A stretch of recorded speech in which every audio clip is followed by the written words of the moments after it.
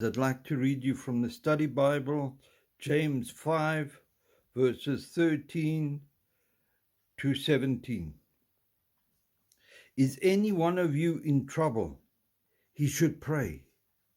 Is anyone happy? Let him sing songs of praise. Is one of you sick? He should call the elders of the church to pray over him and anoint him with oil in the name of the Lord. And the prayer offered in faith will make the sick person well.